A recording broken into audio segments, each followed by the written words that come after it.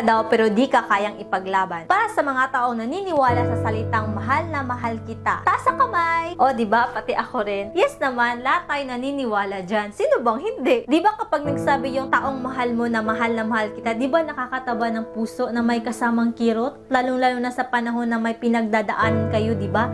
Aminin nyo man o sa hindi, nangingilig yung mga luha sa mata nyo sa tuwing sinasabi niya yan, lalong-lalo na sa panahon na kayo ay may pagsubok na pinagdadaanan. Alam nyo kung bakit na parang may kirot sa puso? Kasi sa salitang mahal na mahal kita, minsan doon na lang kayo kumakapit na kahit anong mangyari, walang iwanan. Pero, paano kung hanggang sa salita lang yung mahal na mahal ka niya, pero wala naman sa gawa? Yung mahal ka nga niya, pero di ka magawang ipaglaban. Ikaw lang nag-iisang lumalaban. Ipagpalagay na lang natin na ang daming hadlang sa pagmamahal nyo in general ha. Pero yung hadlang na yun, imbis na lagpasan niya, naging distraction para sa kanya. Sa kabilang banda, ikaw lang yung naghihintay sa kanya. Paano ka? Kaya, bakit mo ipaglalaban? Yung nasimulan nyo, ikaw na lang yung kumakapit. Bakit mo ipaglalaban yung isang tao na wala namang ka-effort sa'yo? Di marunong magsakripisyo sa taong mahal niya. Kasi, sa pagmamahal, kakambal na niyan ang salitang sakripisyo. Kung mahal mo ang isang tao, you need to put an effort and sacrifice for him or her. That's true love. Kung takot siya na gumawa ng hakbang para sa ikabubuti ng relasyon nyo, baka ikaw na lang yung gumagawa ng lahat para mag-work yung relationship nyo. Na alam naman natin na hindi gagana kung ikaw na lang mag-isa. Ika nga,